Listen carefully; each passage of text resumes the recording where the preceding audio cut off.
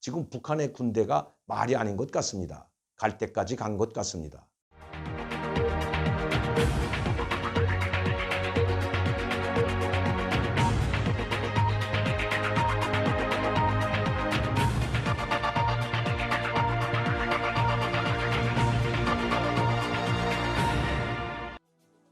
안녕하십니까 여러분. 박명도TV 자유조선을 시작하겠습니다. 우선 북한 소식에 여러분들께 전해드리기 앞서 우리 국방부에 대해서 조금 말씀드려야 될 것 같습니다. 국군 병사들의 급식 문제 때문에 한동안 시끄럽더니 이제는 성추행을 당한 여중사가 자살하는 행위까지 벌어지고 있는 이 한심한 현실을 어떻게 설명해야 할까요? 누구도 책임지려고 하지 않고 오히려 덮으려고 했다는 정황들이 계속해서 나오고 있는데 국민들의 분노가 하늘을 찌르고 있습니다. 문재인 정부에서 이런 일들이 계속해서 발생하는 것은 바로 청와대부터 그런 비리로 얼룩진 사람들로 가득 차기 때문이라고 사람들은 이야기하고 있습니다. 이런 청와대였기 때문에 국방부가 해이되고 순진한 두 청년이 배를 몰고 귀순을 하자 북한에서 16명을 죽이고 들어간 살인마라고 뒤집어 씌우자마자 국민에게는 알리지도 않고 조사도 제대로 하지 않고 바로 다음날 눈을 싸매고 포승줄로 묶어서 북한에 넘겨준 국방부. 국가의 안보와 국민의 안전을 위해서 불철주야 노력하고 있는데 찬물을 끼얹고 제대로 된 급식도 주지 못하고 있는 이 좌파 정부. 문재인 정부는 공정을 입에 담을 자격이 없습니다. 국방부 장관이 책임지고 사과하고 사퇴해야 될 일입니다. 제가 오늘 여러분들께 이 국방부에 대해서 비판하는 것은 북한에서도 똑같은 일이 벌어지고 있기 때문입니다. 하국상이라고 할 정도로 지금 북한의 군대가 말이 아닌 것 같습니다. 어느 한 언론에 따르면 최근에 국가보위부 장군이 인민군 병사들에서 습격당했다는 뉴스가 나왔습니다. 제가 오늘 보내드리려는 소식은 바로 어제 북한에서 받은 정보입니다. 고위사령부 7초장, 즉 잠수산 별장을 관리하고 경비를 담당하고 있던 그 7초장이 고위사령부에서 평송을 지나 잠수산으로 가는 그 길에서 바로 공병부대원들의 습격을 받았다는 것입니다. 고위사령부 장교, 특히 장군이 탄 완스타가 탄 이 차는 특별히 번호가 다릅니다.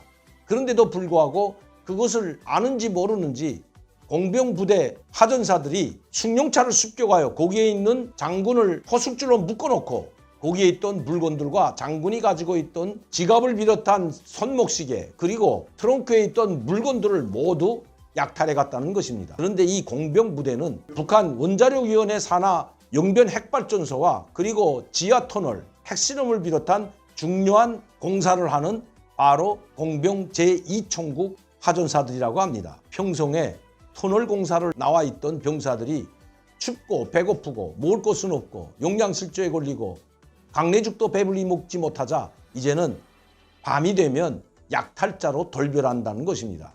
가리지 않는다고 합니다. 화물차건 승용차건 젊은 여성들이건 가리지 않고 약탈하고 겁탈하고 강간하는 것이 바로 이 공병총국 병사들이라고 합니다. 제가 있을 때도 공병부대 병사들에 대해서는 항상 꼬리표가 붙어 다녔는데 그 꼬리표는 약탈자라는 꼬리표였습니다. 군사훈련은 전혀 받지 않고 원자력발전소와 핵실험장 그리고 용변 핵단지와 같은 이런 것들을 건설하는 것이 공병 2총국 병사들인 것입니다. 제대로 먹을 것도 보장해주지 않고 군사훈련이라는 것은 전혀 하지 않는 부대가 이 부대입니다.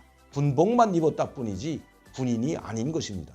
각 건설 현장마다 특히 지하건설이나 비밀 건설 현장마다 나가 있는 이 공병총국 병사들을 가장 조심하라는 것이 일반 인민군 병사들보다 이 공병총국 두더지 병사들, 북한에서는 이 병사들을 두더지 병사라고 하는데 이 두더지 병사들을 더욱 조심하라는 것이 북한에서는 파닥에 퍼져 있는 비밀 아닌 비밀입니다. 이제는 털다 고위사령부 장군 승용차까지 습격해서 털어가는 북한 공병국 병사들 그들에게 공급이 제대로 돼주고 먹을 것을 제대로 보장해 주었다면 이런 하국상과 같은 있어서는 안 될 이런 엄청난 사건은 일어나지 않았을 것으로 보여집니다. 항상 굶주림에 호독이는 허약과 영양실조에 걸린 이 공병국 병사들을 보면 정말 불쌍하기 그지없습니다. 저도 북한에 있을 때 이 제2공병총국과 3총국 사람들 특히 공병 제1여단이라고 하는 후에 제216국으로 변했다가 지금은 216사단이 된 이 공병사단 이런 부대 지휘관들과 상당히 가깝게 지냈습니다.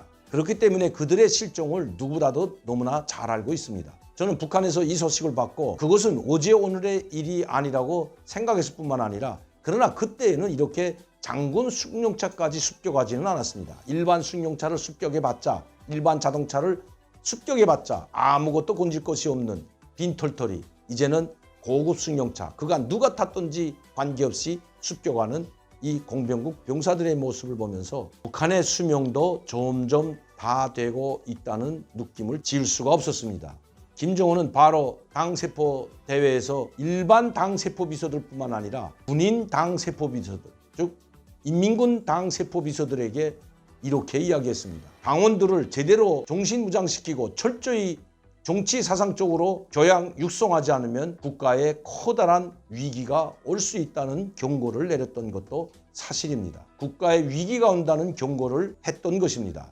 바로 이런 사건들이 연이어 일어나고 있다는 것 김정은도 알고 있다는 것입니다. 문제는 공병국 병사들뿐만 아니라 인민군 전체 병사들에게 먹을 것과 입을 것을 제대로 보장해주지 않는 한 이런 사건들은 계속해서 일어날 것이고 북한의 경제 문제가 풀리지 않는 한 막을 수 없다는 것입니다. 이제는 인민군 장군 승용차까지 습격하는 북한 군인들 갈 때까지 간 것 같습니다.